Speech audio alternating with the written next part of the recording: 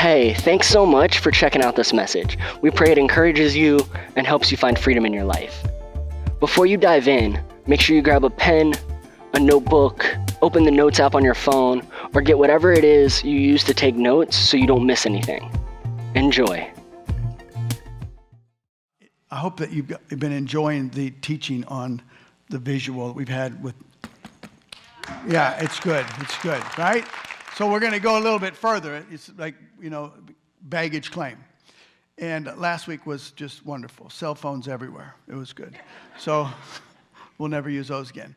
But I want to go a little bit further because there's things that we go through our life that the Word, Paul said, get rid of the things that weigh you down. And in our experience of life, there's just a lot of complications that we don't have the spiritual eyes to see that just challenge us. And then Christians, good people, get frustrated and aggravated. And that's exactly what the enemy wants to do, because I qualify all that under torment. Right. We shouldn't be frustrated. We shouldn't be aggravated. We shouldn't be driving these vehicles down a spiritual road and hit some potholes and knock our front end out of line the rest of our walk. Right. It's just a picture I had in my mind, but it worked really well. But I want to go further tonight in talking about another thing that really affects a lot of believers. And let's see, I got to open it this way. But things moving, man. This body in here. You okay? You all right?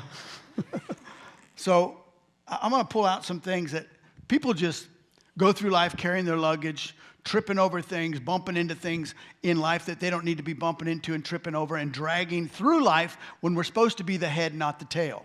Amen. And if you don't know, which the enemy doesn't want you to know, the things that could be tripping you up on your experience. He doesn't want you to know. If you were invisible and hated somebody, you'd just think of the blast you could have.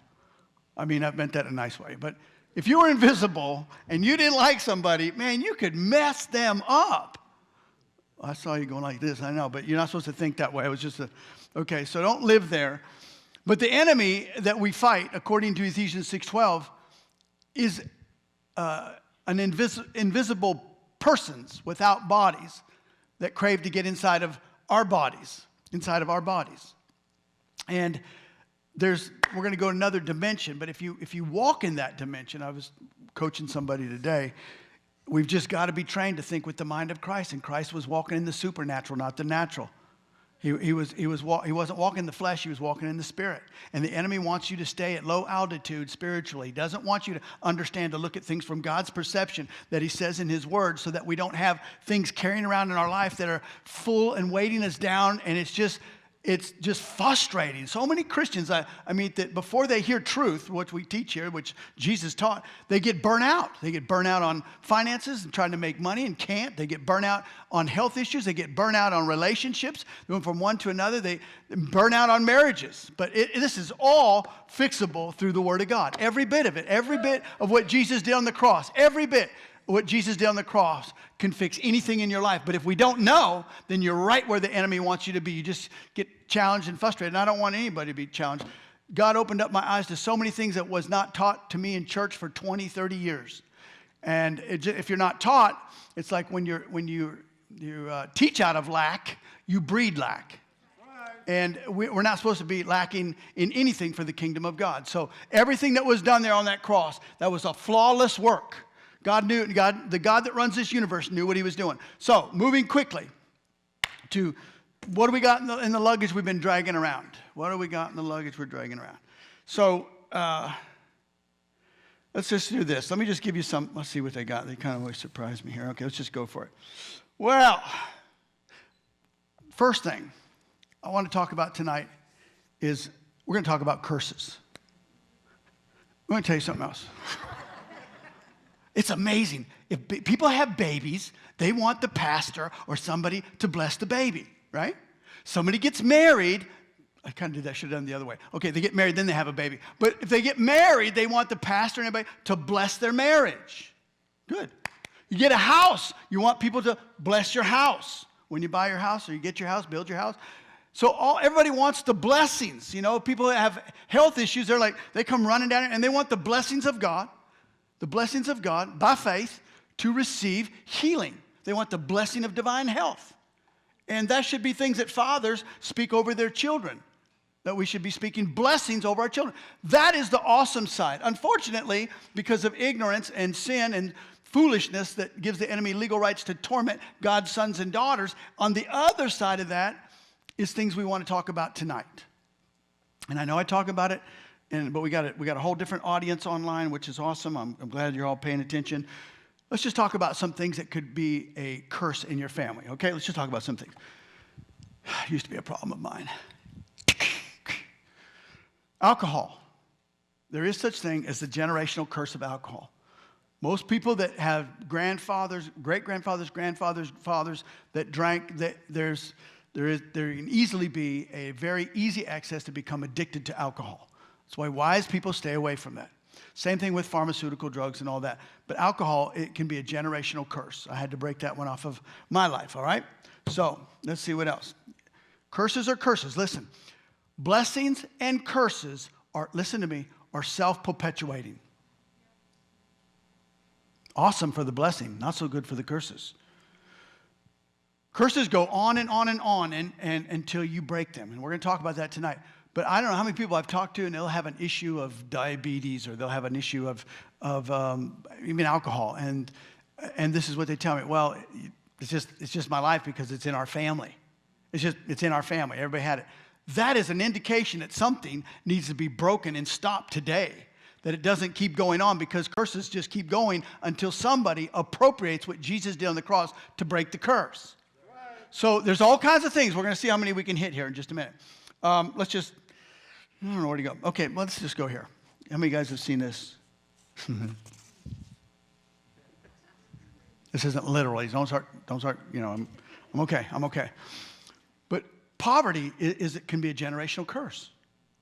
Now, also, it can just be linked in just pure laziness, but there might be something causing the laziness, lethargy. But there can be curses off people whose family have stole and perjury, and all that stuff puts a curse. You can read it in the Old Testament, excuse me, and it leaves, curses can be broken, but poverty can go on and on and on and on. A lot of people start to make money, and then the rug gets pulled out of them, and until they break the curse of poverty from something that they don't know. And I'm going to explain to you another reason why we need to really have an understanding of the Bible to break the poverty, alcohol. Okay, let's see what else. But if that's running in your family, it's something to think about. If you're just having a hard time making money, God wants everybody to be blessed. Okay? So, how about bling bling? Yeah, baby. Sorry, babe, but this one was on sale. No. You didn't do so bad. So, here we go. Divorce. Most people who their parents and their grandparents or parents have been divorced, there becomes a generational curse of divorce. Now, you can say what you want, but you can study it. And you can ask people who've studied. Most parents have been divided and broken up. The offspring becomes the same way, no matter how hard they try. But not in every case, but most cases, that's what happens. So divorce can happen, and it can be generational till somebody stops it. It was in my family, and I could see it coming, and everybody in my family's been divorced. But it stopped right here, right? Okay, so amen, amen. A little something for you when you get home, baby. So, okay, this is very common. No, sorry. This is not what they gave me for the prop, but on the back, don't take this personally, okay? Don't take it don't look at me like that. Okay. Abortion. Beautiful babies get aborted, and it can be a curse upon the family. When there's a curse of abortion, it can't be something that was dealt with back in your past and you walk away from it and think it has no effect because you ask God to forgive you, but there literally can be a curse upon you and your family. You know why? Because people like to label it abortion. Abortion. You might as well label it what God calls it. It's murder. Okay? So murder is murder. If I'm talking to somebody here, don't go into a hole on me. Don't get under the guilt and shame thing. If you ask God to forgive you, it's under the blood. Okay? The little munchkins in heaven. Amen? The babies in heaven's fine. But the fact is, a curse of murder is upon the mother, and it can just continue. And women don't understand how come they have so many complications, which could lead me to two things here. This is a pregnancy test. I didn't, I don't need this, but miscarriages. A lot of times there's miscarriages because there's been abortions. But actually, if you read in Deuteronomy, God says that in Deuteronomy 28, says that there'll be no more miscarriages when you get your heart right. And the biggest problem for a lot of miscarriages happening, according to the Bible, which we'll talk about if you look in Deuteronomy 28, is because, this would be the last, well, no, second to last. False religion. This is kind of, this represents like little images that people have, little statues in their houses, statues that they worship. And in certain churches, they worship statues, which is But God says in his word, which we're going to read in just a second, so I can bring you proof to everything I'm talking about. But you have to understand what's affecting your life. And people, this it's like opening up a safe and just finding a massive amount of treasure. When you understand the reality and the truth behind how real curses are. Because the enemy doesn't want you to know. You just want to blow it off as, well, I don't think that's really. It doesn't matter what you think. It doesn't matter about your opinion. It's what God's word says. And when you use this word, I mean, if it wasn't true, I've prayed for thousands and thousands and thousands of people that have came out from under curses that never heard about it before, but it changed their life when they went, whoa, there's got to be a reason for this happening. But the biggest reason for people to have curses in their life is because of worshiping false gods and idolatry. God says he hates it. I'll give you a scripture. Do I want to go there yet? Let me see. I'll tell you what. Hold that thought. Oh, I got one more. Generational curses. Curses that can be generational. You serious? Okay. You probably wonder what this is. These things are so addictive. No, just kidding.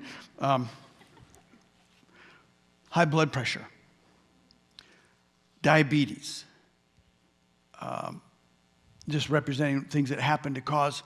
When anybody tells me that they have high blood pressure, diabetes, mental issues, or headaches, or what do you think's behind that?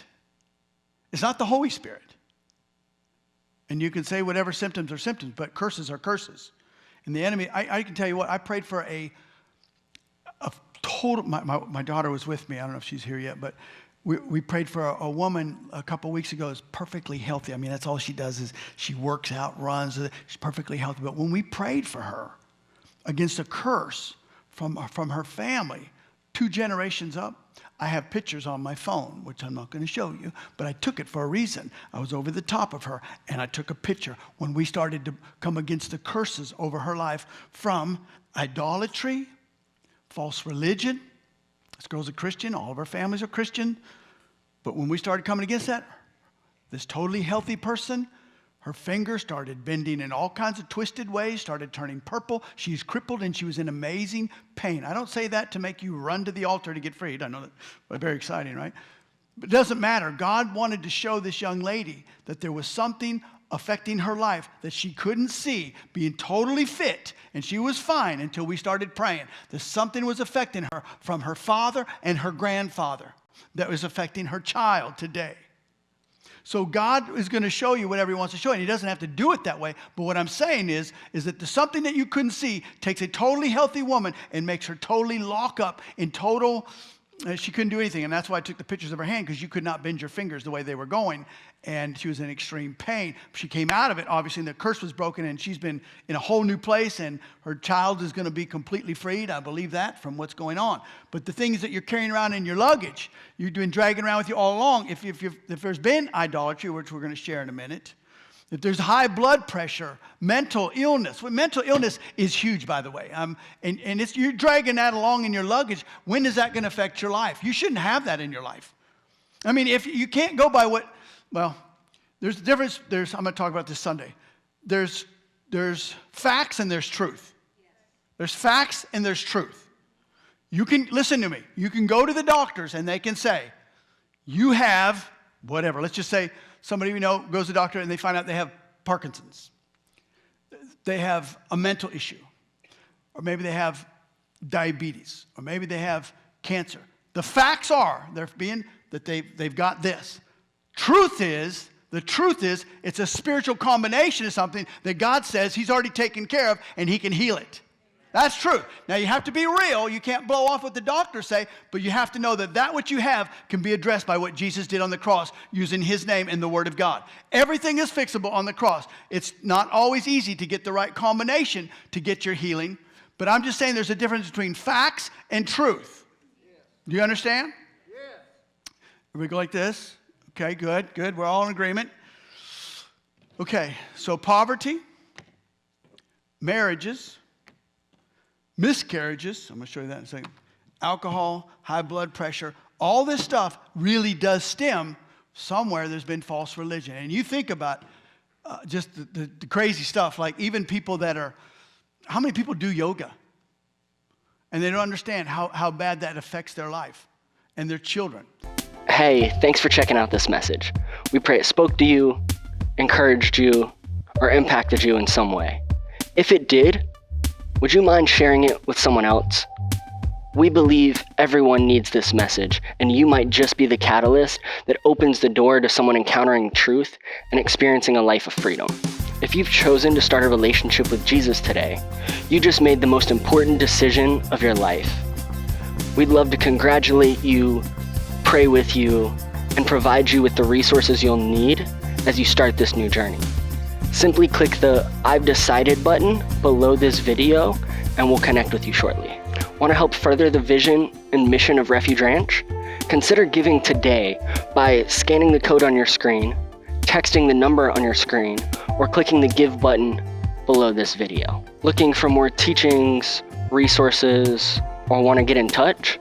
You can do all that and more by visiting our website at refugeranch.info or by searching for Refuge Ranch in your favorite app store. We pray you have a blessed week, and don't forget to live freed, filled, and on fire, and show the world why freedom is our heartbeat, worship is our passion, and Jesus is our reason.